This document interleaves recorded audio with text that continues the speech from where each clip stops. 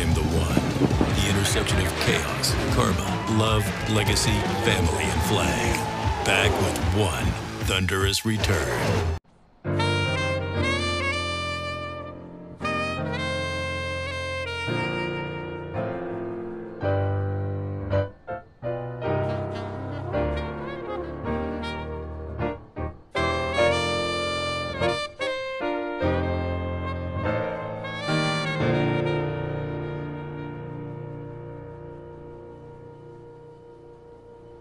Drivers and Daddy, start your engines! Oh, it's great. How great is that?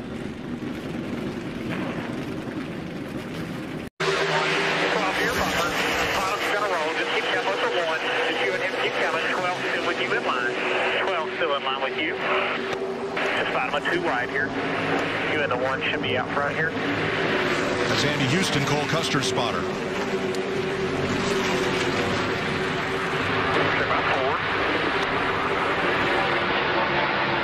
Three wide. Matt Benedetto coming to the rear bumper of Ricky Stenhouse Jr. Here comes Michael McDowell. What about Christopher Bell? What's he going to do? Goes to the rear bumper of his teammate Mark Truex Jr. 2x2 over the tunnel in turn 2. We did see 3 wide there once yesterday, and it took our breath away. Stenhouse, I think his breath was taken away through the middle of the tunnel turn, losing a spot there to Chris Buescher. Andy Benedetto takes advantage of the 21. McDowell really wide. Yeah, lost several spots. Denny, as everybody knows, is a very hard person to read. So it's always been one of my goals ever since I started racing with him and being on his team is to try to make him smile. So I was actually telling a joke about Kyle to make Denny laugh. And Kyle's big brother, Kurt, look at this. An umbrella boy. Yeah. It's a teammate right there. It's the only one that would have ever held an umbrella for me.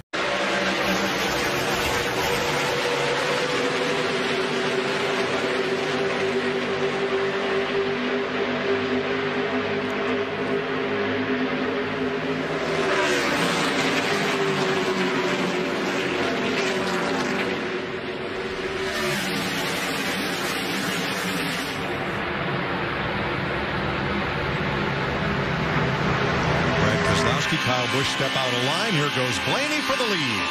Well, Kurt Busch enjoyed that clean air, but Ryan Blaney wants to take it away from him. Look at Christopher Bell coming all the way up to 3rd position. Oh, he's going to fall back a little bit. Lost some momentum on that inside lane. Chris Buescher to 3rd. DiBenedetto to 4th. How about Buescher? This is a track where he's won. He's got his Roush Fenway Mustang in 3rd behind. He was running 21st. Certainly the left rear tire is down. We'll have to see if the right rear tire is down.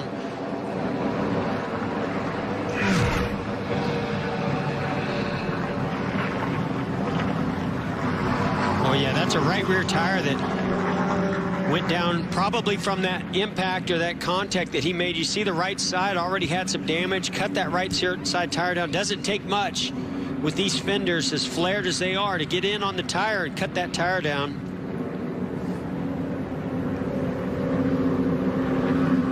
Wow, man, look at that front end bouncing around. Great shots.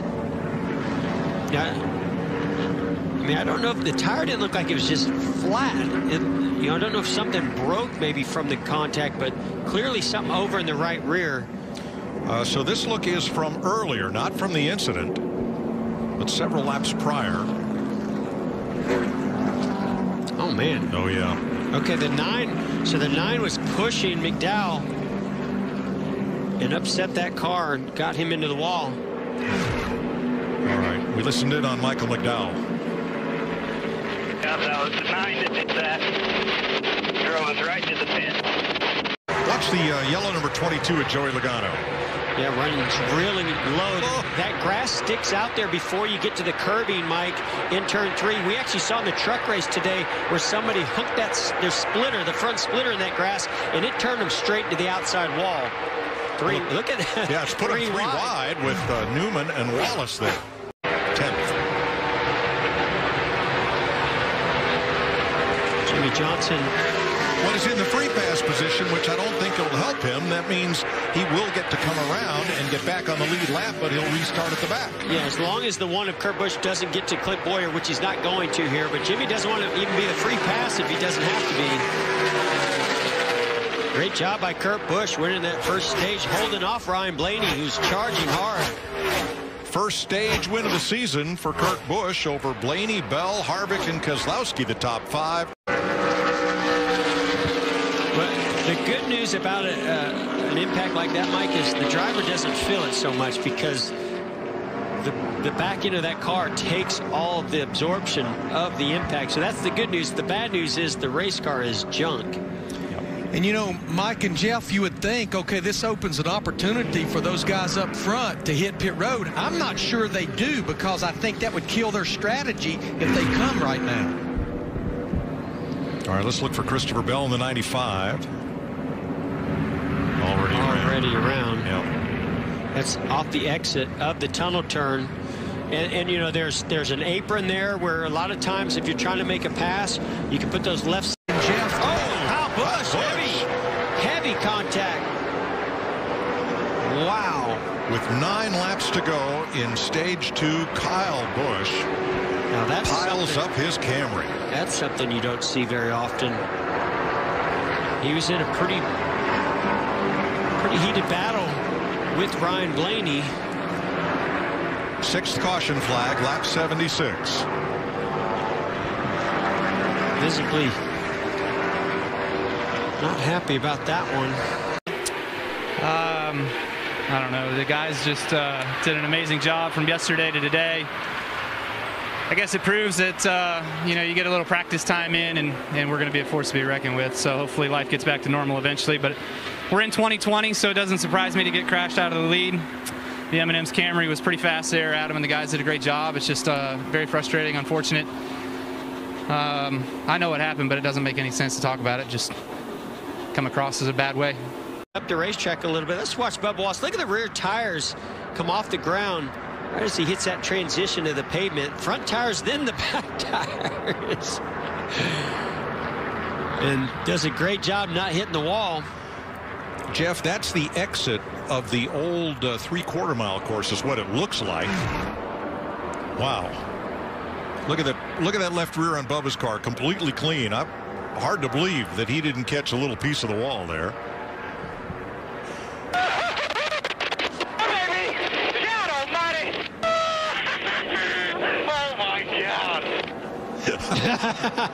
Just so easy to find yourself getting out of position in that draft and losing a lot of positions down these straightaways, but not for our leader in this stage 2, Brad Keselowski, out there in clean air.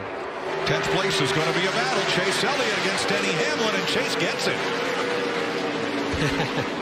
Wanted that stage point. Looked like Chase Elliott was going to get him, but no, look at that. The 11 by just maybe an inch or 2. 2 1/1000ths of a second. Going for tires, Jamie. That's right, and Denny Hamlin was getting antsy. Wanted to know how much of a lead he had. A right tire stop, that's what they decided. You're not going to swerve my tires here? Just face it? No, just go. Don't make a mistake. You know what I mean? But we're good. Pretty amazing.